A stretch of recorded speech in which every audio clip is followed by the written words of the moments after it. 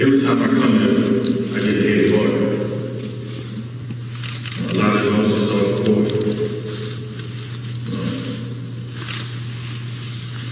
That's all I have. Thank you.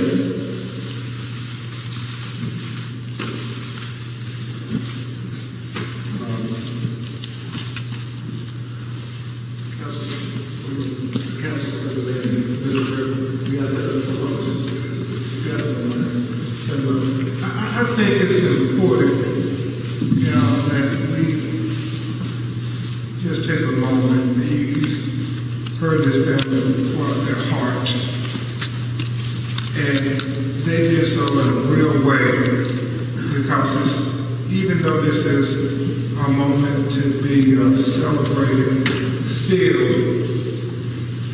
every day they wake up and they think about George and the manner he was taken. That's something that we can never give them the justice they want, because the justice would be for George to be here. So all we're trying to do is hold people accountable. And so I'm grateful that the city is committed to making sure there's accountability and trying to prevent another family from going through what George went through. I know Attorney Stewart talked about, you think you have policy that won't happen again. But we got to really commit. We really got to commit America that this won't happen again. Not like this. We cannot. Therefore, I just had to work with family members. Thank you, Mr. Crowley. And thank you to the family for those incredibly powerful words. I'd like to thank our city council and have council president Bender up. Thank you, council vice president Jenkins, and council member else as well. And I'll note that in fact the vote today was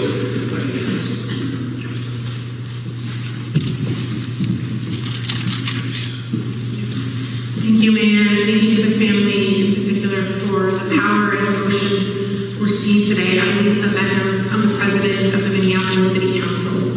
And we did today, as the Minneapolis City Council, unanimously approve this $27 million settlement in the civil lawsuit filed by George Perry Floyd's family against the city of Minneapolis. On behalf of the entire City Council, I want to offer my deepest condolences to the family of George Floyd. We know that no amount of money can ever address the intense pain and trauma caused by his death for George Floyd's family and just so many people in our community who are grieving. Minneapolis has been fundamentally changed by this time of racial reckoning. The Minneapolis City Council is united in working together with our community, with George Floyd's family, to bring about a more equitable future for our city.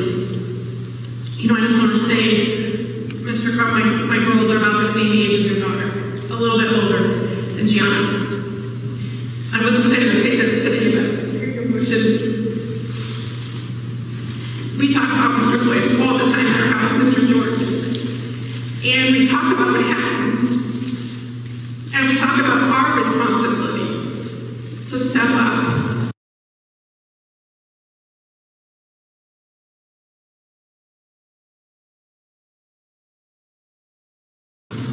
In our family. And you know what? I just want you to know how deeply we're with you. We are with you to go to the Senate to fight for change. We are with you to support our mayor and chief in implementing reform. We are with you to appreciate safety in Minneapolis. We are with you to have the deep conversations in every single household in this city that is needed so that those little girls have a different future together. So I just want to thank the family so much for their leadership and their generosity in supporting the community of Minneapolis, in supporting and investing in their leadership I want to introduce my colleague, our incredible Council Vice President, MPD, who represents City and Floyd. And as I do, I also just want to acknowledge the leadership of Councilmember Jeremiah Ellison, who was part of our mediation team and whose leadership was crucial in this and so much more of the challenges that are facing our city. Council Vice President. Thank you.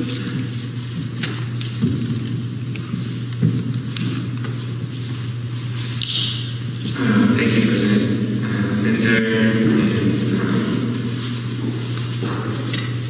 all of you that are standing on stage today as we make this historic announcement. My name is MPD. I'm Vice President of the Minneapolis City Council, and I can't start my comments without just offering my deep condolences to all of them that are here on stage with us, all the members of the Floyd family that you mentioned, and that aren't able to be here with us in this room, but are absolutely here with us for sure. And, you know, George Floyd was like a man. And we are here today to honor his life, his legacy. The killing of George Floyd in police custody last Memorial Day has forever transformed the city of Minneapolis. A city that is reeling from pain, so much loss. And as you heard from our speakers today, it has transformed the family.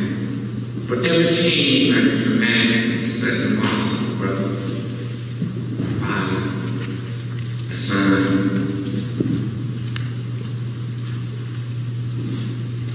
I know firsthand what that's like.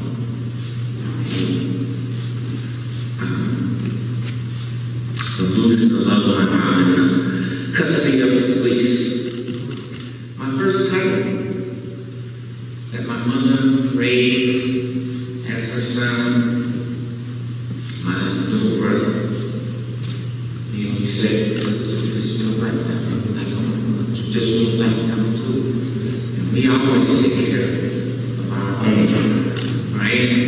So, just like, was it Ryan or Brandon that was in the household? That's how my little brother was. He was a part of our family. His name, you know, this was before hashtags. He didn't have hashtags. We tried to get a lawyer to help us out. Nobody would take the case. He had drugs. He swallowed those drugs in police custody, and he died. Nobody would take his case. Too many families, too many black and brown mothers and sisters, cousins, brothers know the same pain that your family is.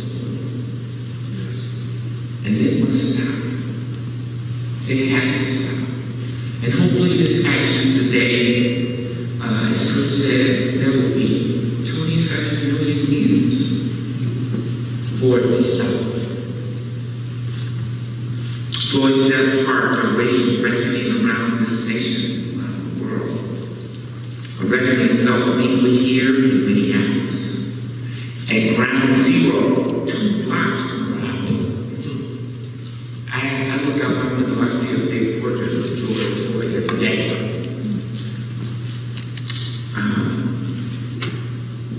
This intersection is part of the city to reimagine how public safety, how community safety, how all safety that is keeps everybody in our community safe, not just some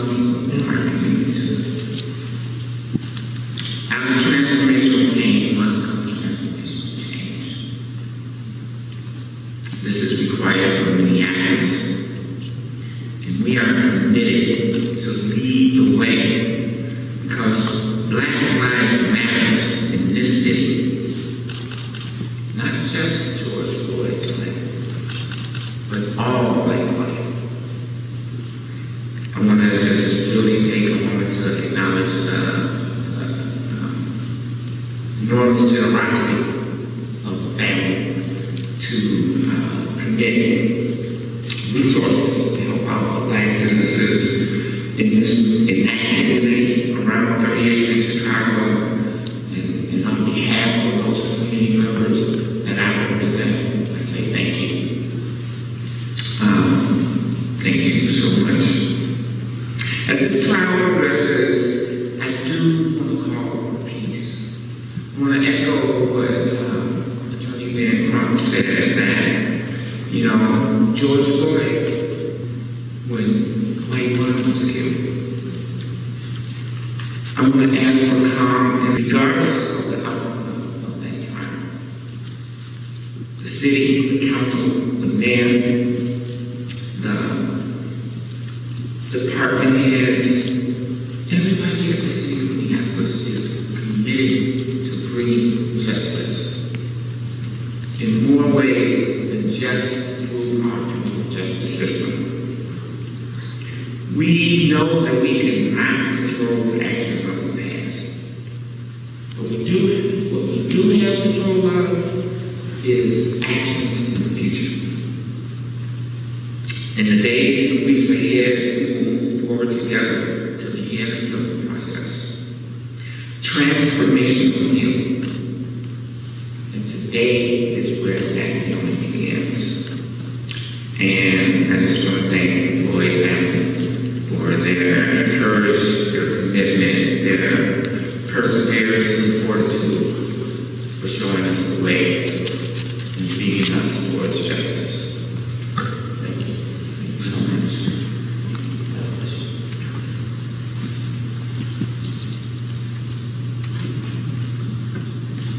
You know, Council President Bennett said something I have heard from Lois and Democrat, and just step up for a second, if you would, because you do want to, Chris, give an example to those in the United States Senate that we're better than this, and that there are more things that bring us together than to separate us. So if we could just join hands for a second. This is about George. This is about George Floyd and the betterment of America. Together, we are an example not only for Minneapolis, but for the United States of America. And hopefully, the United States Senate can come together like the leadership and the family came together, Vice President Jenkins, and we can give President Biden a bill that will be respectful of bearing George Floyd's name in the George Floyd Justice and Policing Act. Let this vision go to the United States Senate to say that we're better than this, America. So, thank you.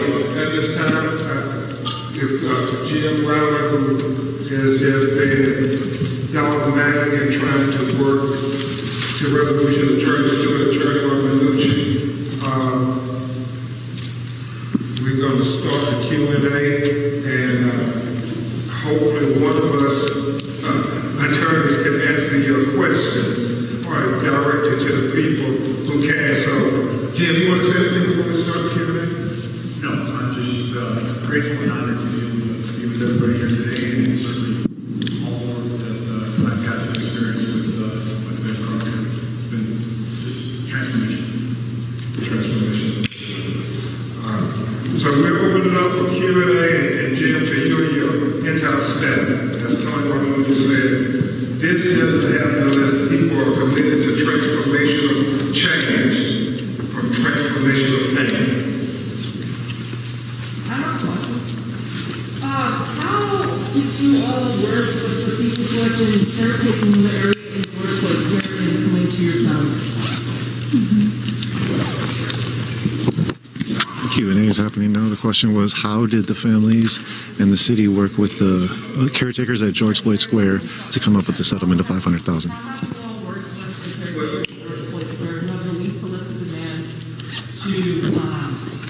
does it relate to the And demands? I'll say this, I know the family has said that they're going to give back, and that was the family's decision that they want to be part of the solution. And I think that's what the city leadership is saying. They want to be part of the solution. Now, we don't have all the answers, but we believe together we can solve all the problems. Mr. Crump and for Mayor Fry, could you talk about the timing of this settlement now with jury selection going? Are you concerned about the trial? If you could talk about the timing.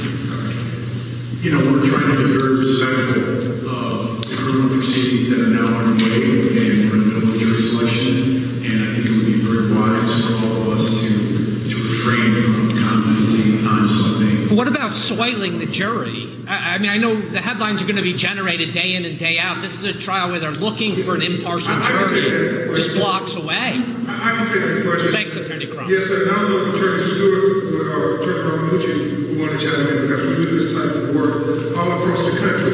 The one thing we know as black people in America that there is no guarantee that a police officer would be convicted for killing a black person unjustly in our country.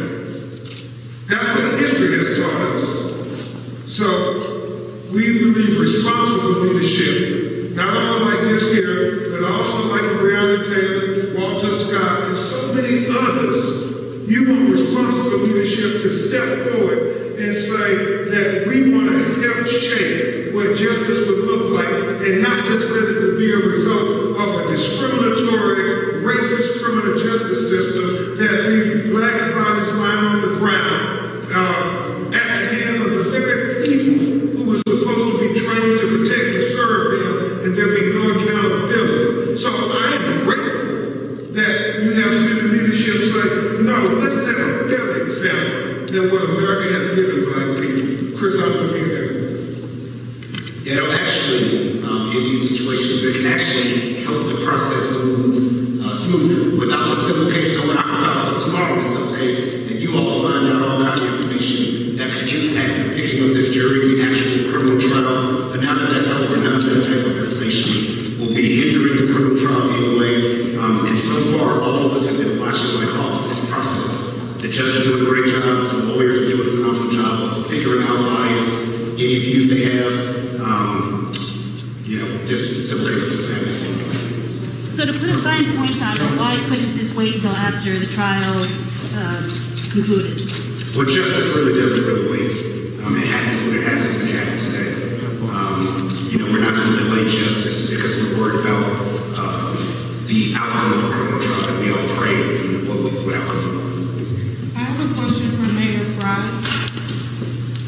I would like to know, as being the significant other to a man named Justin Tigan, who was brutally beat to death in front of the dumpster by police here in Minnesota, we have hundreds of families that led up to George Floyd, and the grievances have gone unmet.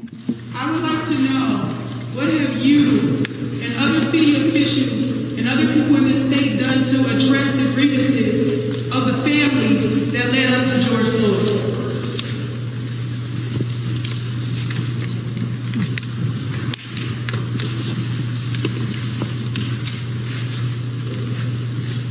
I'll start out by saying I'm so sorry.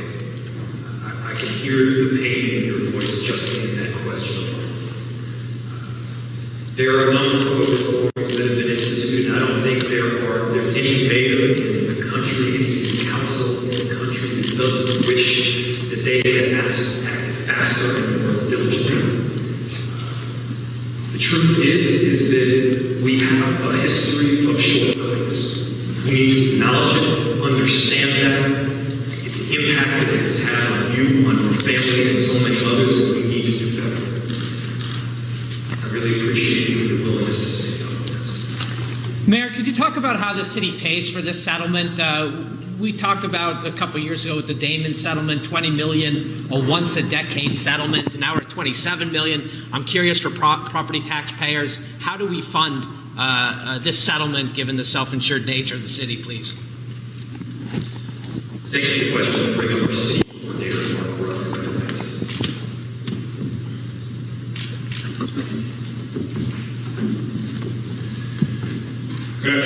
Mark Ruff, the city coordinator for the city of Minneapolis.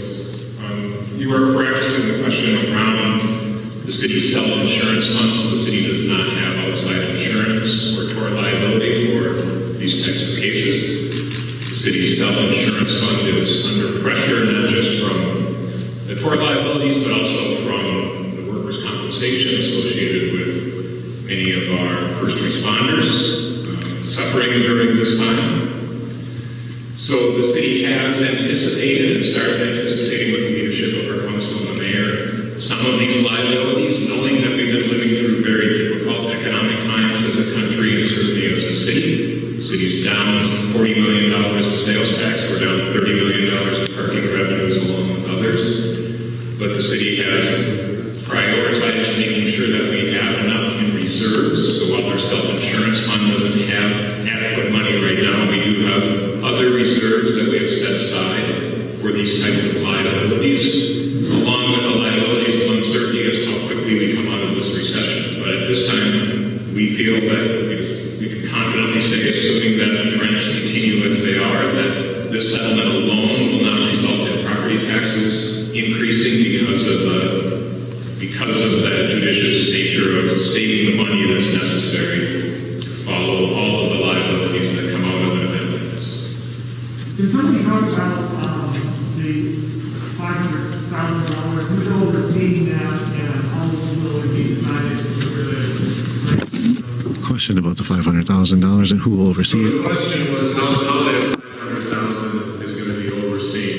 Well, the family clearly is going to direct how that money is going to be spent at 38th in Chicago. We're going to take direction from the city council and from its vice president, who's a member who represents that district. And certainly it's going to be everything, every single dollar will be accounted for. It will be transparent, very likely through a not-for-profit that will be designated specifically and solely for the black and brown minority and impoverished area of 38th in Chicago to help restore their needs, maybe not entirely as it was before May 25th, but as close as we can get.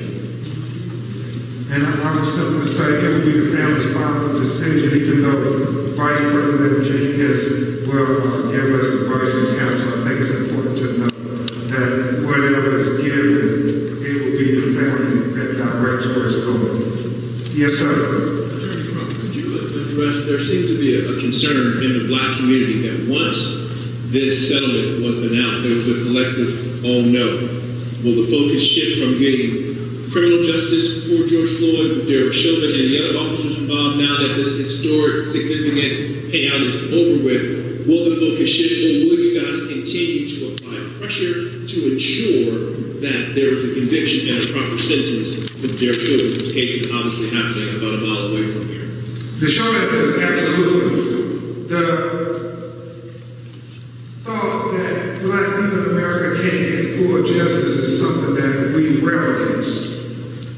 You know, it's not uncommon for our white brothers and sisters to get justice not only in the civil arena, but also in the criminal arena. That's why we have the Seventh Amendment that Tony has on his appeal. That's what our forefathers conceived, that justice is for every American, and not just half justice, but whole justice. And the one thing I would simply say is this here. We have all the faith that Attorney General Keith Ellison and his prosecutors are going to zealously prosecute this case with or without fanfare, because that's what the commitment is. And my hope is that the public sees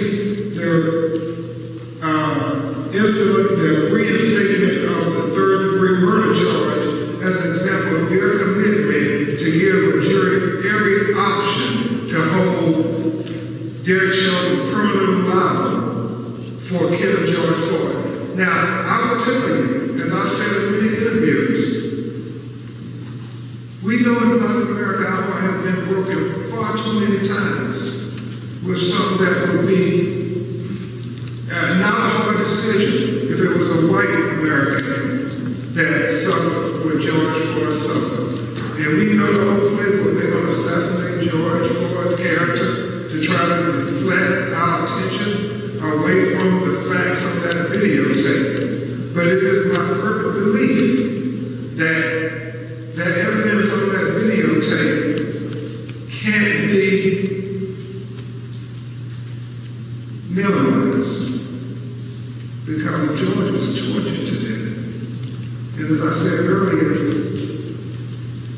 it is the most egregious and shocking documentation of an American citizen being tortured by a police that most people have ever seen in the history. I don't doubt they did far worse to our ancestors back.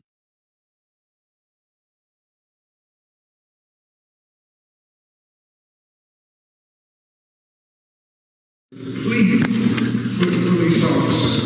And so we are greatly committed that these officers should be held accountable. And we should not say just because a black family gets a civil settlement that means they can't get criminal justice. Oftentimes we have to remember in the not so distant past, we got no criminal justice. 35 years ago, they just killed black people, and like we said, it was trivial. That it didn't matter. And so I say to all of the activists, we have to continue to protest and demand justice for George Floyd, but we do it how George Floyd wanted us to do it, peacefully. Right below us, I mean, he sent the tweet out first, saying we need to peacefully protest for Michael Brown. And so his family collectively say with the city, let's peacefully protest for George Floyd, because that's what Georgia wanted. Hope I answered your question. Quick question for the Floyd family. Rodney, Brandon, Florence, I appreciate your courage coming up and speaking earlier. I just want to ask you again. A, what does this money mean to you? I know you said it can't fulfill the love you have for George and the loss you have, but what are you going to do with this money? And can you speak of the ambiguity of that? How you get a large sum of money, but at the same time you can't replace someone you love? Question about money to the family. Unfortunately, our legal system doesn't have anything else. You can give to make up for the loss. And, you know, respectfully, I'm not sure white families are asking these questions. You know, it's like, it's America. It's what the Constitution says is allowed. So, it's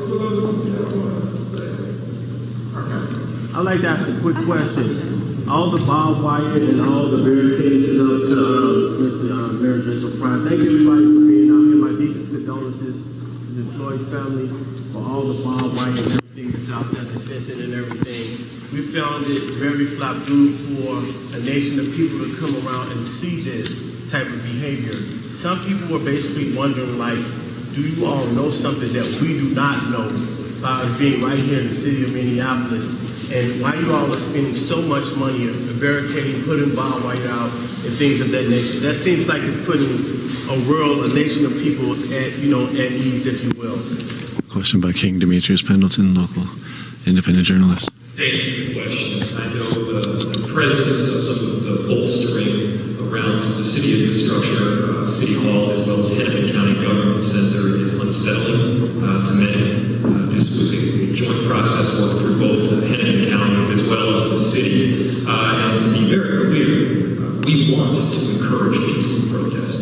We want to see people to express their First Amendment rights throughout our city. We view peaceful protesting as a critical part of the healing process and it's an essential part of the democratic process.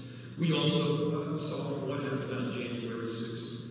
We experienced white supremacists come into our city in late May and early June of 2020, and they literally used peaceful protesters as cover to cause chaos and havoc, and we cannot have that again in any way, shape, or form.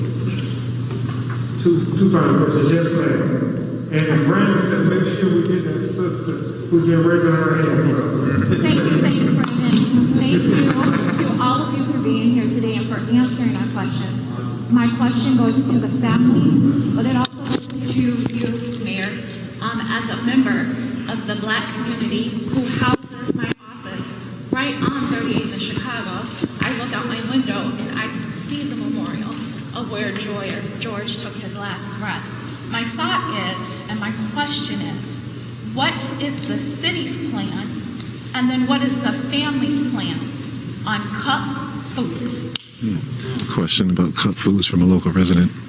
Thank you for the question. I think we're trying to be respectful of the family here today. That's an issue I think we can address in another setting.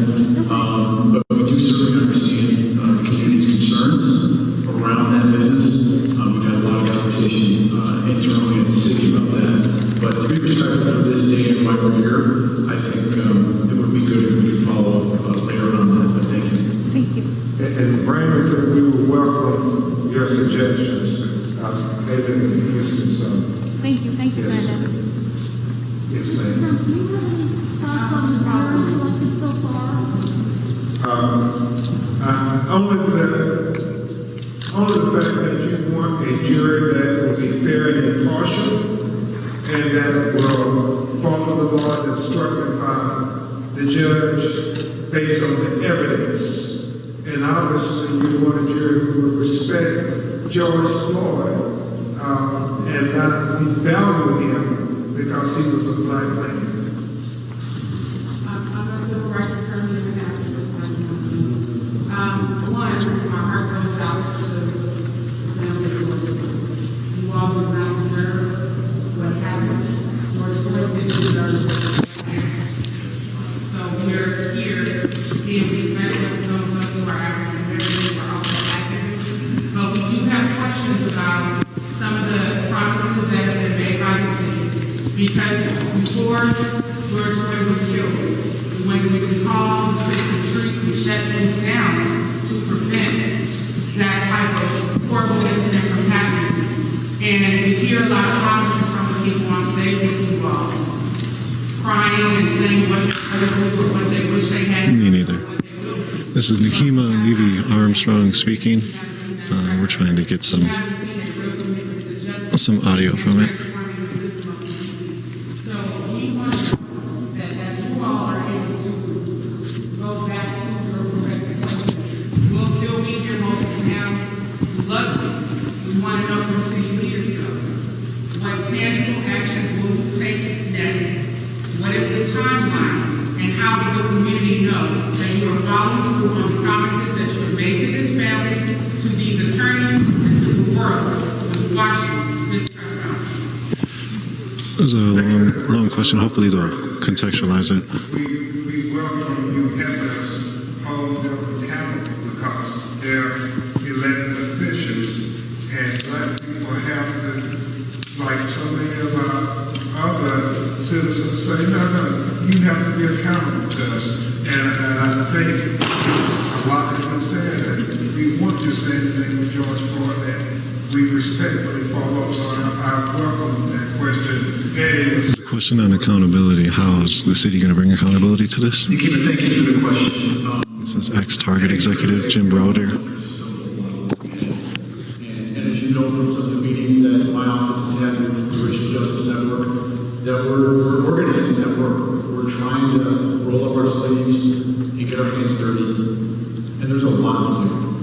And I'm sure in the coming months we can continue to speak to what you're asking for. But again, I think it's been a long day for the family. And we want to be respectful because I know there's also travel involved. And they also have some other plans that they'd like to do before they leave the town. So, thanks. Thank you all very much. Anything else?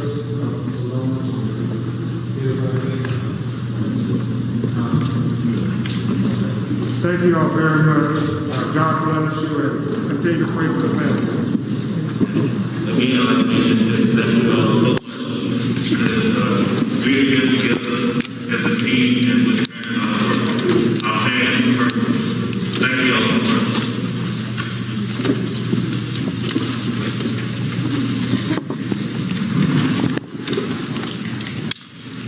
just watched a press conference for the George Floyd family and the community leaders in regards to the $27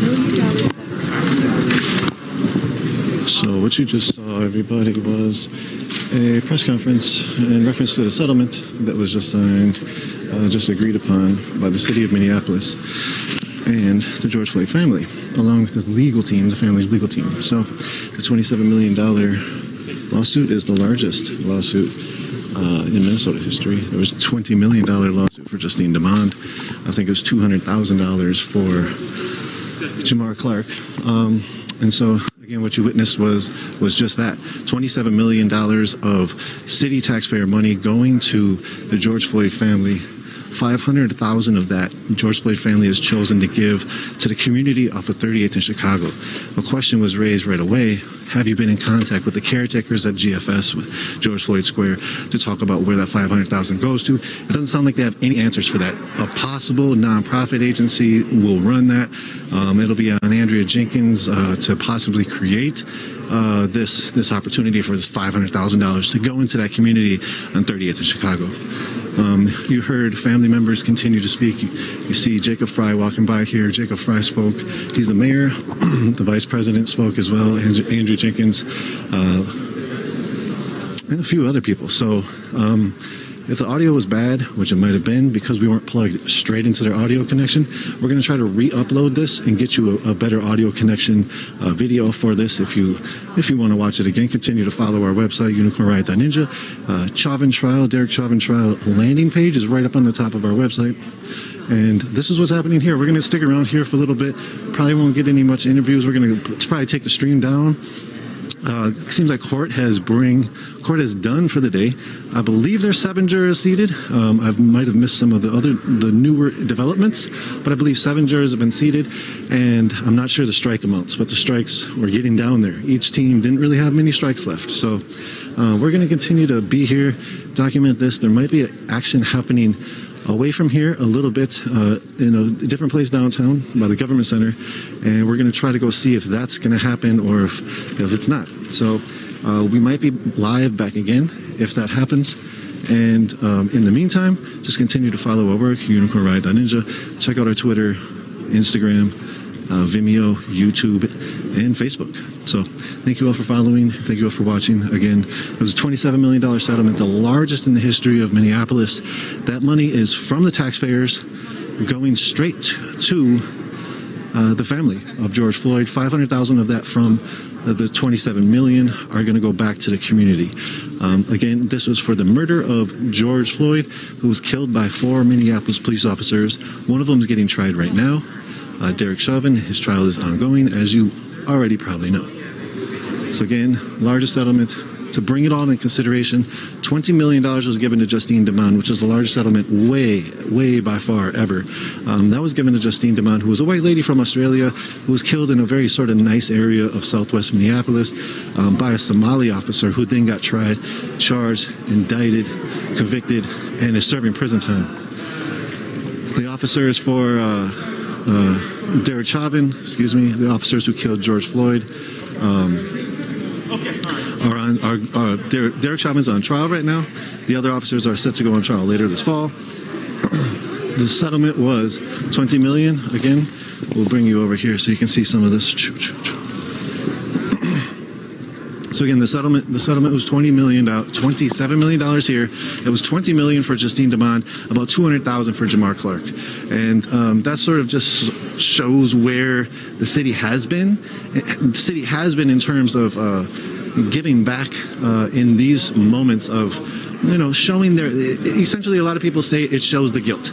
If you sign a settlement and that settlement goes through, it shows the guilt of the parties, meaning the city or the state or the police have proven to be guilty, although justice might not be found in a court of law.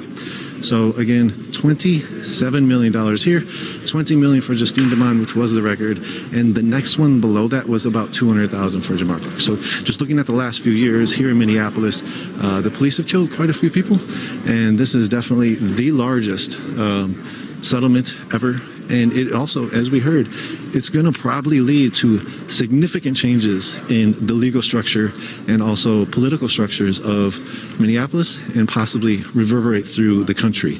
They're really pushing for the George Floyd police bill. It's just sort of minor changes. It's not really much if you look at it, but it's a start. And so many people are pushing for those starts.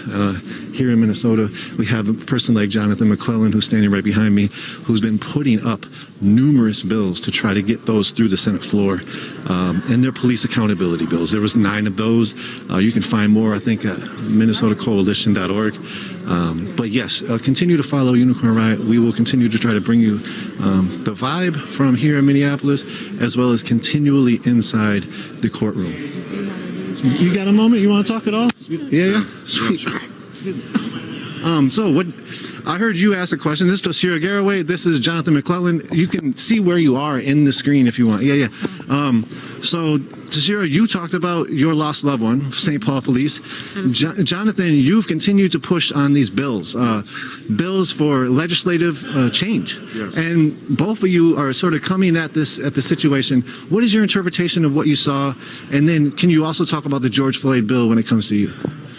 My interpretation of what I saw is that we are grateful to see that the family was able to settle with money, but we still need justice, and we still need the state of Minnesota and the city officials, the people in the political seats in this state that can make change.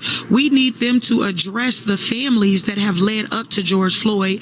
There has been over 470 murders at the hands of law enforcement, including the father of my son, who was beat to death, Justin Tigan, beat to death by the St. Paul Police and thrown inside of a trash dumpster here in the state of Minnesota. There is many murders that have gone undressed at the hands of police, which led up to George Floyd. And these families are left out here just hurting, and nothing has been done to support these families besides families supporting families against police violence, Communities United Against Police Brutality, and TCC4J, Racial Justice Network, and CARES Minnesota, and there's a few others. Other than that, there is no support for the families. The people in the political seats need to do something, and I am overwhelmed with the hurt that have been displayed here in this state that has gone unaddressed. Our families have been traumatized over and over and over again. We are hurting bad through this trial, and we want justice for George Floyd, but we also want justice for all of these other families, hundreds of families that's out here in the last 20 years, 470 bodies. Over 470 bodies that have gone unaddressed. We want justice for George Floyd and all stolen lives here in the state of Minnesota. And those 470 from Minnesota? Yes. From police Minnesota, interactions, yeah. From Minnesota in the last 20 years, that is the body. And only one officer has been held accountable, and that is a minority man that was killed by a white woman. So we see that he killed a white woman, but we see what's going on. This is rooted in white supremacy and white privilege, and we're tired of it because that's what led up to the murder of George Floyd. Thank you. That's Tashira Garraway, and as you hear, it's not a singular issue. It's not just George Floyd. It's not just Derek Chauvin. What about these bills that you're talking about, that you're pushing forward? Thank you, Tashira, very much. Yeah. What about these bills that you're pushing forward, and even they were talking about with the George Floyd Act? These bills have significant possibilities for bringing more accountability to police interactions with the community. Can you just touch on some of these and what you saw today? Some of these bills, I mean. I'm hopeful that they're talking about it, but for far too long we've talked way too much, and we want action. So the fact that the House of Representatives, the U.S. House of Representatives passed the Justice in Policing Act is a good thing, but now the Senate needs to do their job. Like the U.S. Congress, Minnesota has a Senate problem here. This morning we had 2 of our bills that were heard. Both of them made it to the General Registry, but they were on they were opposed by the Republican members of the House on the Public Safety Committee. Those specific bills dealt with police not having just police-only responses to mental health calls. That one made it on the General Registry, and also the no-knock warrants. That one also made it on the General Registry. Now we need movement in the Senate for these bills to pass. And we're not going to stop until we do. Minnesota Justice Coalition, which is an organization that I am the president of, has partnered with many other organizations to also advance legislation and who are like-minded in pushing for the reforms that are necessary to get justice for the families, but also to provide a level of security for our communities in moving forwards to ensure that these types of atrocities that are perpetrated by people who are sworn to protect us don't happen again. So 2 of the 9 bills that you have been pushing with the Justice Coalition, right, have made it to the General Registry, but then they're stunted by the Republican-led House of Minnesota. Is that what the Republican-led Senate. The Republican House is kind of setting the stage for the Senate. Okay. I think it's important to know that we know politics. And we understand, we see the games when they come. We understand that there's an election coming up, and we understand that people are trying to position themselves to go up against individuals based on this policy. However, I've also heard GOP members also talk about, some GOP members talk about that there needs to be a system of accountability, transparency, and justice as well. But leadership in those respective houses are putting their I want to say their boot on their necks, so they don't come forward and do the right thing. But the time is now. We need to do the right thing. Interesting. So thank you for that update. So we talked to you Monday, and you said if these bills don't get heard soon, they will have to get heard in 2022. Yes. So is that what it's looking like for all 9 of them, or do we still have some time? What's that about? We were able to get the statute of limitations bill to the General Registry as well. We do have some movement on qualified immunity. And there's some movement on some other bills, but today is the deadline. And that's why those 2 bills were heard today. The only other way to get those bills across the finish line in the House is to attach the bills and make an amendment to another bill. That's how we get passed today. So going forward in 2022, the agenda that we have, we still have the same agenda, but we also have a supplement that includes additional bills in addition to the 9 bills that we've already brought forward. Now, we're willing to work with the Senate Republicans. We're willing to work with the House of Representatives. We're willing to work with the governor's office as a coalition to wrap our arms around it and help educate and really try to make the change that we need here in the state of Minnesota. But we just don't need to talk about it. We need to see movement in the governor's revised budget that he's put forward, and we also need to see movement and a commitment to this progress and these bills here in the state of Minnesota.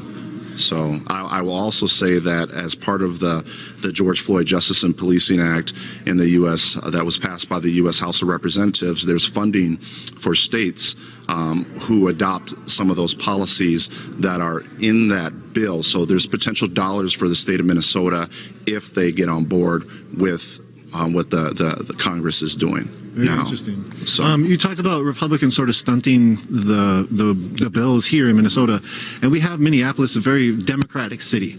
St. Paul, a very Democratic city, and they're Democratic led from the top to the bottom, it seems. And so, it seems like Democrats are for these bills in the House, or excuse me, within the elected officials out at the state capitol, right?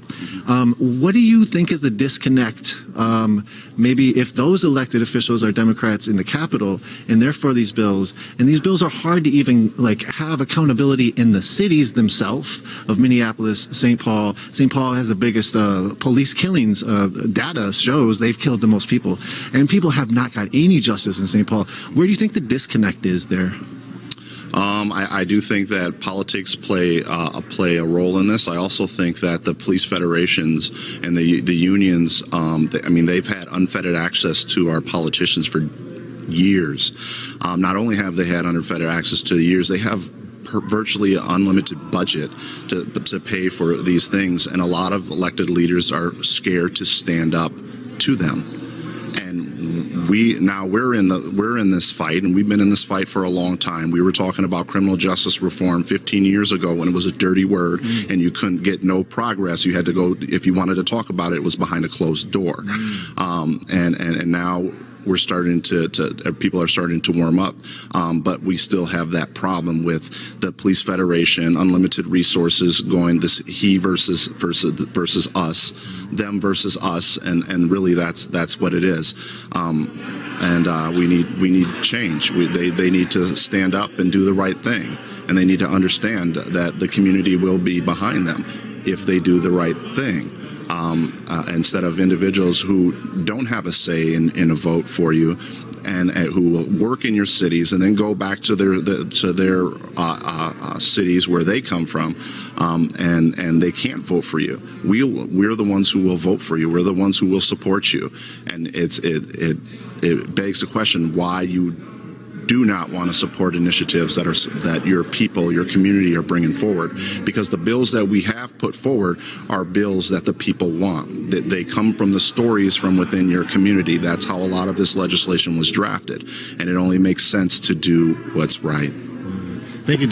So let's give you a bit of space to say who you are, what organizations you represent or work with, and then your website, how people can find out about the Justice Coalition or Minnesota Justice Coalition. And also, you've been working with a lot of these families, which everything you just said at the end is exactly where it's coming from. You've been working with these families, hearing the family stories for how long? At least last summer, years and 15 years, you say.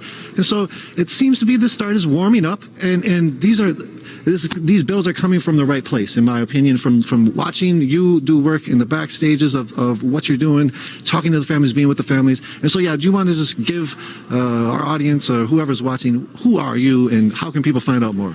Right. My name is Jonathan McClellan, and I am the president of the Minnesota Justice Coalition. The URL is www.themjc.org. We work with other organizations such as Families Supporting Families Against Police Violence, Communities United Against Police Brutality, the Racial Justice Network, the Disability Justice Network, TCC4J, and the Minnesota Disability Justice Network. I said that. Yeah. So cool. Yeah. So and we're a collective over. When we all put our heads together, it was because we started seeing us duplicating a lot of the things that we were all doing, and we put our heads together and said, let's all come together so we can sit over here and maximize what it is that we're doing, and maximize our resources to sit over here and push what needs to be pushed and work on what needs to be worked on. So when you have the protests over here, you have the policy over there, and then you have the politics over there. These are all three pieces that are very important and critical to making change. We have to remember that when Martin Luther King marched, that he just didn't march. He also worked with the policy and the legislation and the president's office to try to get that legislation passed, such as the 1964 Civil Rights Act, the 1965 Voting Rights Act, that helped change our country. And now we find ourselves in this place again where we have to, that the real change, the lasting change, it's going to come from policy, and the policy happens at the Capitol, and that's where we need to be. So we have to. Everything matters. Everything that we do, the protests matter, the policy matters, the politics matters. And that's where we are. That these are the spaces that we operate in, and we are very effective at what we do. All right. Thank you for all that. Is there anything else you'd want to say in what you saw today with this press conference? Any of the bills you're working on? Anything else? My heart goes out to the George Floyd family and the community on 38th in Chicago. We have to do better, and we have to change that community for the better. I don't want us to go back to what it was before. I want it to be better, and I look forward to the memorial there that they're talking about building and investing in. All right. Sweet. Thank you very much, Jonathan. Thank you. I appreciate you. All right. All right, have a good one. Yeah, you too.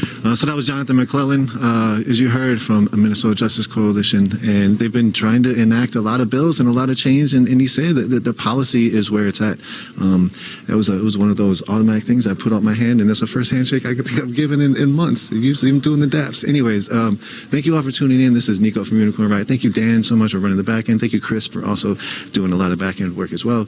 We're going to skip on over to a different place where something might still be happening. We're going to see what you saw again. Quick rundown. $27 million settlement was given to George Floyd's family. $500,000 of that is going to be given from George Floyd's family to 38th in Chicago. 38th in Chicago, they don't know exactly where or how that money is going to be doled out. There is 24 demands already at the square for 38th in Chicago, and those demands are specifically pertaining to a lot of the economic development. So we will see what happens.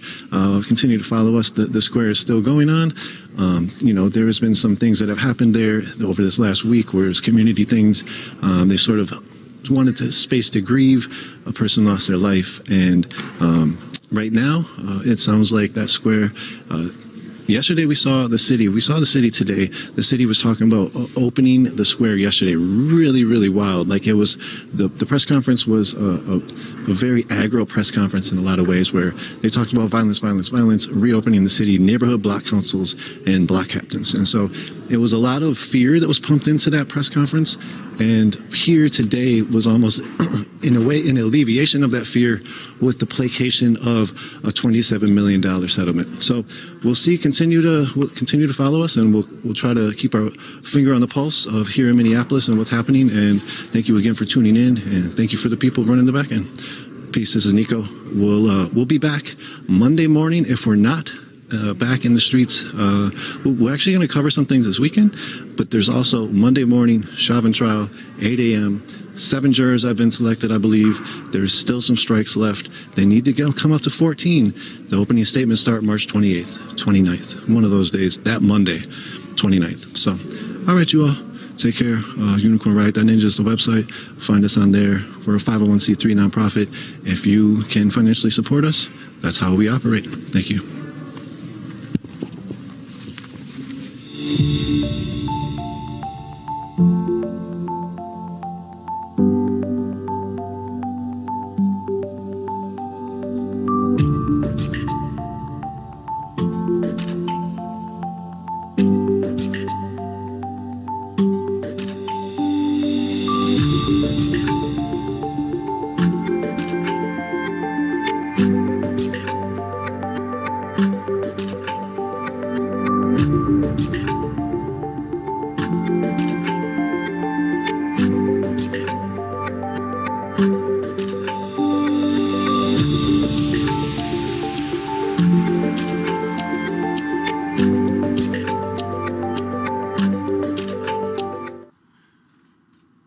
Hey everyone, this is Dan with Unicorn Riot, your remote producer today.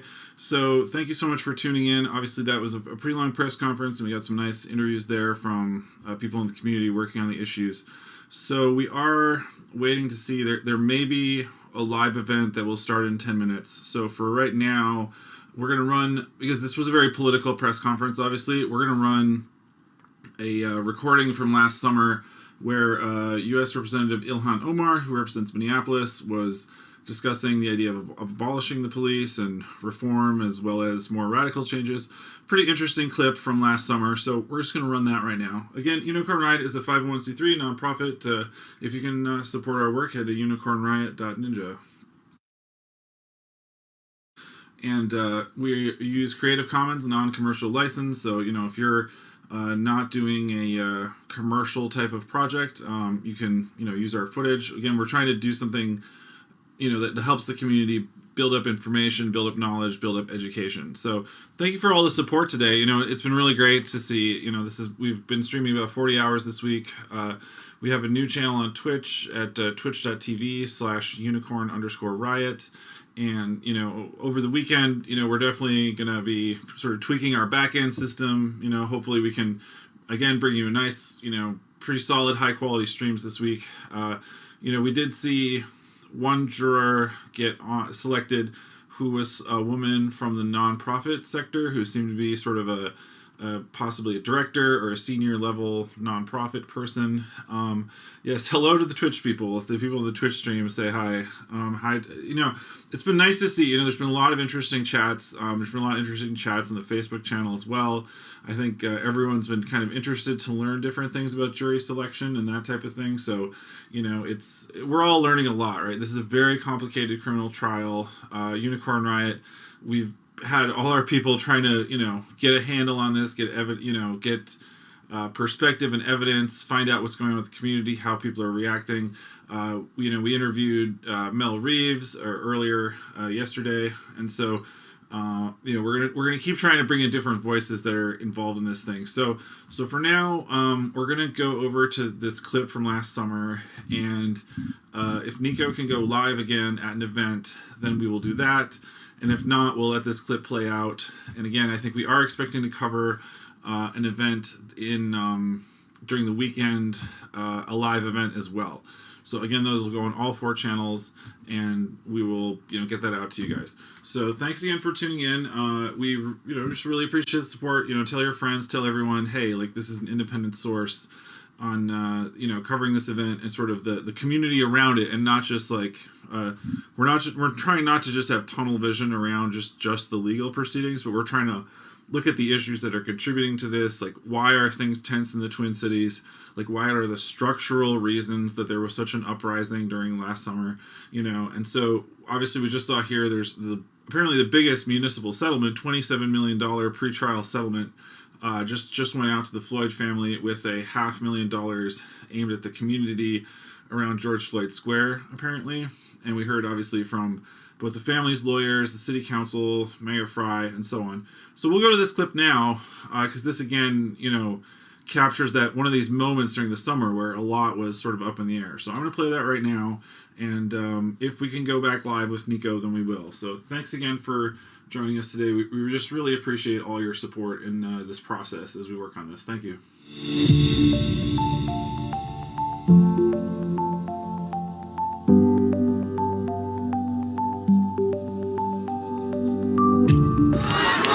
Say his name. Say his name. So I'm Congresswoman Ilhan Omar.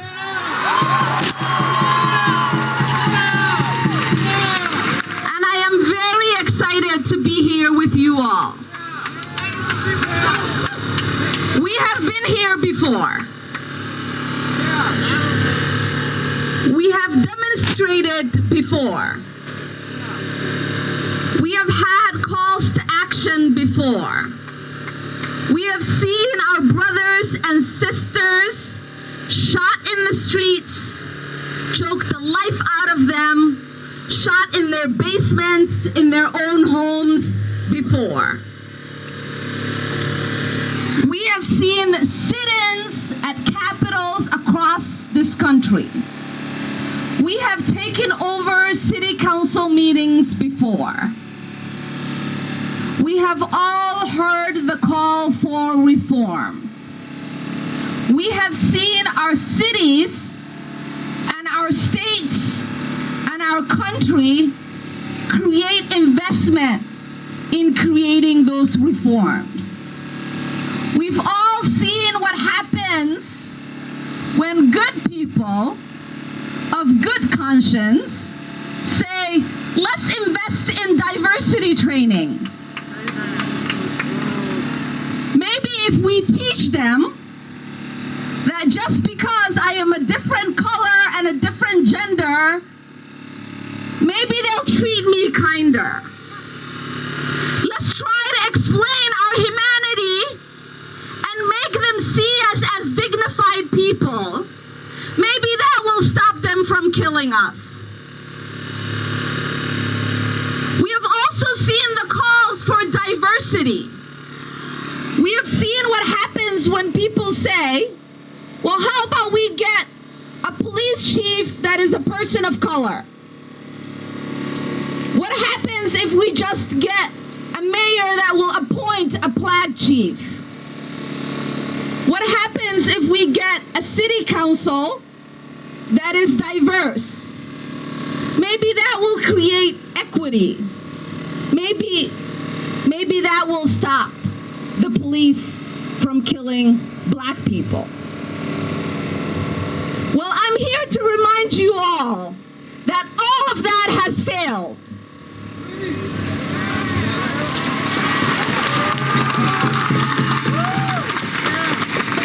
Because the moment you get a black chief, the moment you get a diverse city council, the moment you get the posse caucus in the Minnesota House, the moment you get the first black woman to represent you in Congress, people start talking about how we are not talking appropriately, how we need to be pacified, how our calls for action are divisive, how we need to talk about unity, how we need to bring the people together, how we need to do incremental change, how we need to just get comfortable in being oppressed for a long time. Because that's what I hear when people tell me, Ilhan, you shouldn't speak so loudly about racism, because if racism existed, you wouldn't be in Congress today.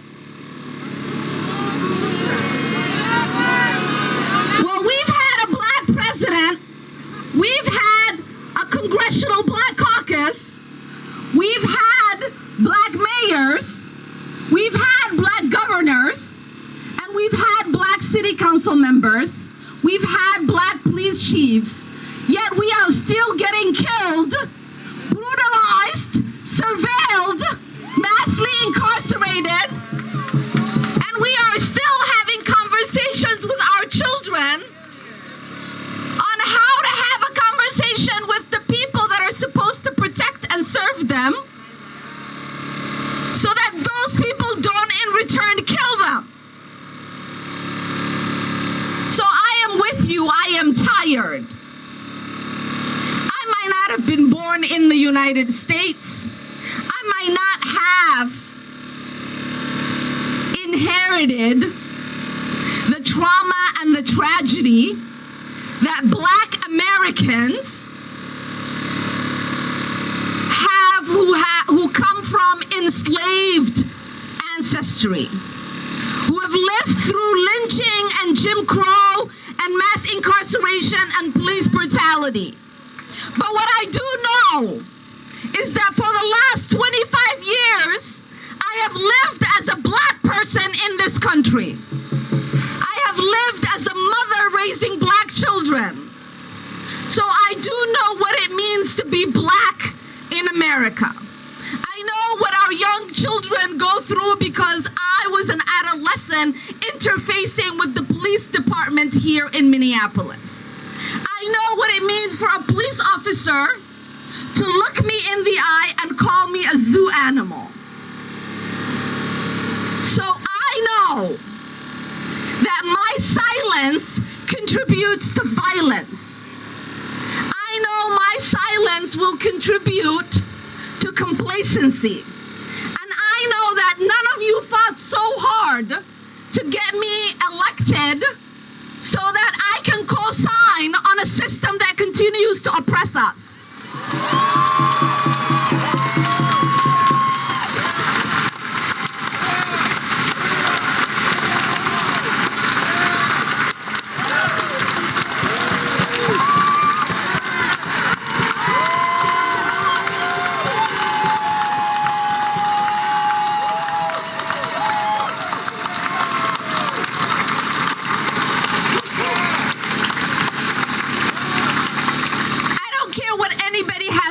But I will never co-sign on a system that is unjust. I will never co-sign on the social and economic neglect that we face. I will never co-sign on the systematic disinvestment that our schools are faced with. I will never co-sign on funding a police department that continues to brutalize us. And I will never stop saying, not only do we need to disinvest in police, but we need to completely dismantle the Minneapolis Police Department.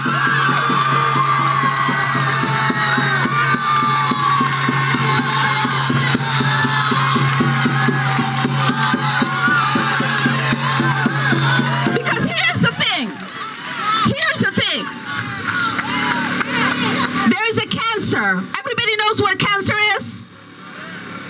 So when somebody gets a cancer, and that cancer starts to spread throughout their body, and you know the root of that cancer is the leg, people say to the family of that person, we have to amputate this leg in order for that cancer not to spread and kill that person. They don't say we're going to continue to give medication, and we're going to continue to try different things, and we're going to continue to slowly die.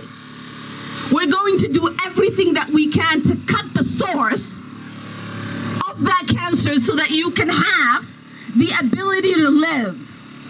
So today we are saying, we don't want your damn reforms. We don't want the slow dying of our communities to continue. What we want you to do is to cut the cancer so that it does not continue to spread throughout our bodies.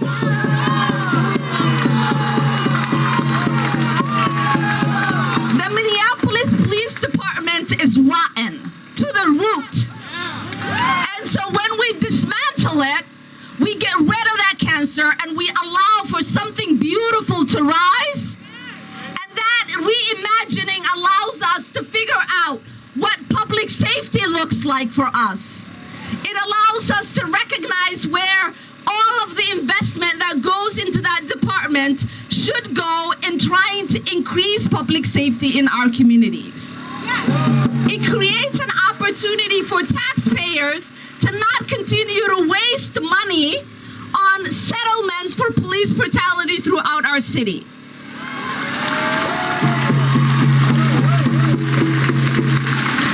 Now, some people will say, Ilhan, you know nothing about the police. I used to work for a Minneapolis City Council member. And when I got there, the one thing I wanted to do more than anything was to do ride-alongs with police officers. So I went ride-alongs with police officers throughout the city. I went ride-alongs with police officers in the 3rd precinct. I went ride-along with police officers on the 4th precinct. And I went ride-alongs with police officers on the 2nd precinct. And what I did learn is that, sure, as everyone knows, because I have cousins that serve in the police department, that there are people, and in people there are good and bad. Right? That's just human nature. Same for politicians. There are good ones and there are bad ones. But the reality was, at almost every single interaction that they would have with people, there was certain triggering that would take place. There is a certain bias that is embedded in the person that is policing about the place they are about to police. And that is inherent in the system in itself. And so what I did know is that in every single interaction that the police would have with the people we went to go and serve and protect, that they were the ones with the training on how to de-escalate. They were the ones who were trained to stay calm. They were the ones that had all the tools to exist in an environment that was intense. But almost always they expected the person they were policing to have and behave differently than themselves. Now, I don't know how you expect a normal human who doesn't have any of those trainings to come into a situation that is tense better than the person who is trained to interact in that environment.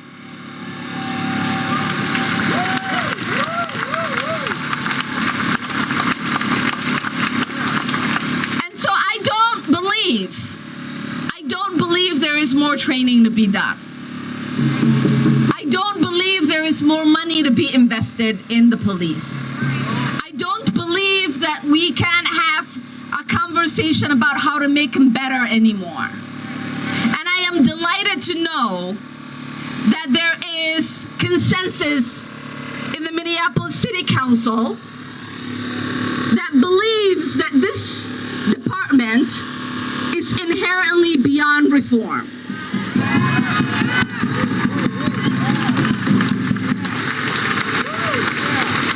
It is interesting that they didn't find themselves there when we had the encampment in front of the 4th Precinct. It is interesting that they didn't find themselves there when we saw the incident of Philandro Castell.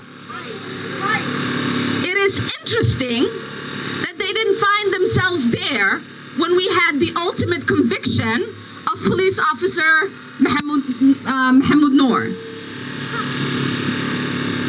They didn't find themselves there when all of you were in that room shutting down the budget hearing and the budget proposal of the mayor at City Hall.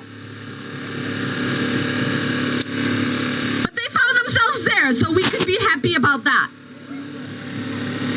And what we need to do now is not to only keep them there, but make sure that they act on the statements that they have all made.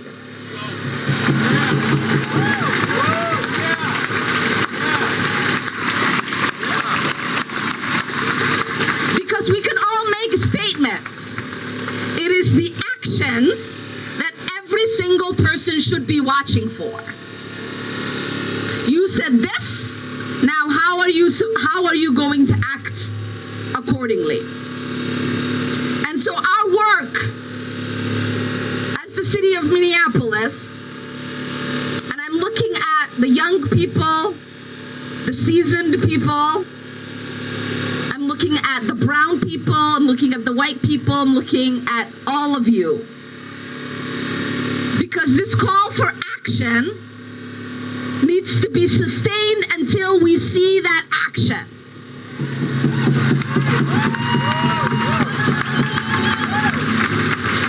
And then after we see that action, we have to be vigilant. Because one thing that you know about this country's history is that every single progress has been met with regression. Every single progress has been met with regression. And so every policy that is won in support of progress, there are 10 proposals that are won by the other side to undermine that process and that progress. And so I need all of you to recognize this. This historic moment we find ourselves in will get us serious reforms that are impactful and meaningful. But you know, after everybody goes home after those wins, they will work overnight to undo and undermine every single thing we have won. So not only do we need to win, but we need to make sure we do everything that we can to build a system around it that helps sustain it.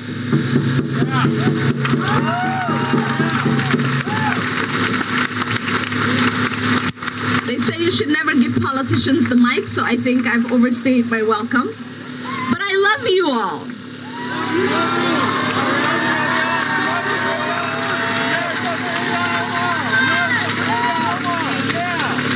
And yesterday we had a town hall for the Congressional Black Caucus, and it was called Living While Black in America. And Ayanna Presley, who I love, who's my sister out of Massachusetts, ended with this, and I'll paraphrase it, because the way in which she speaks is not something I can duplicate. But what she said is that herself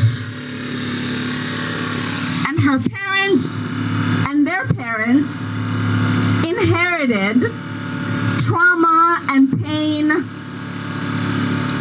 and poverty and disinvestment and dehumanization.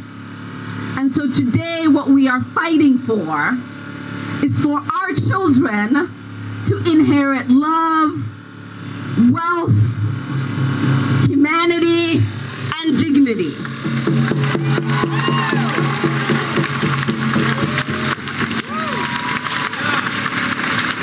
So we do this work. We do this work for love of ourselves, of our community, of our country, of this democracy that is supposed to exist, and of justice.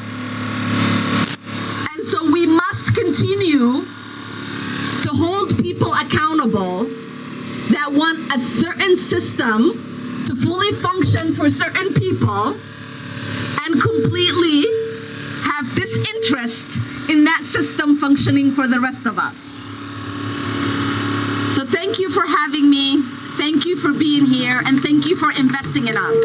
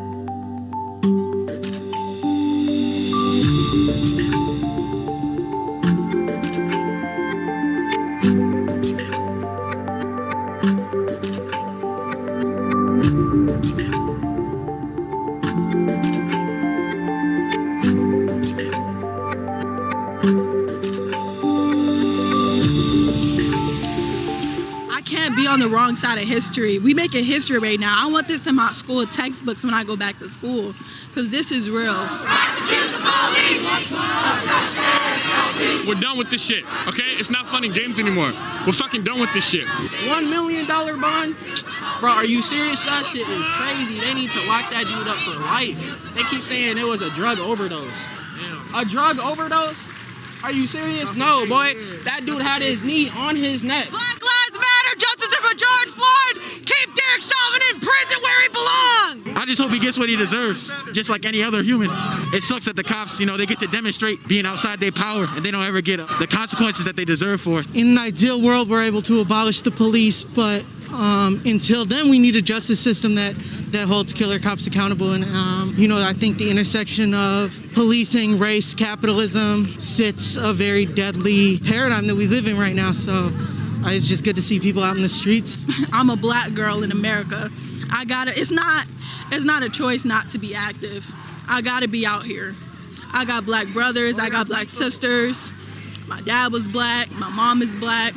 It's not really a choice. This is mandatory. This is like a job. Because when I see my people out here just dropping, I can't sit back at home, just be chill about this. My soul won't allow me to do it. George Floyd! Say his name! George Floyd! Say it loud! George Floyd! Say it proud! We're seeing the same story over and over for the past 400 years, and we're tired of it. I want to be a teenager. I don't want to be out here protesting for basic human decency. What the hell does that? How the fuck is my skin a threat? It's not, sis. And we have to consistently remind our people that it's not. This kind of stuff, if we weren't so mentally strong, this breaks people. As kids, that's mentally draining. Okay. There's so many fights that we have to fight just as children. This is shit that you see at war. Ain't nobody supposed to see this shit. Tear gas is illegal. They tear gassing us. Whole time we was getting tear gas this whole entire summer. They don't even use that shit in war.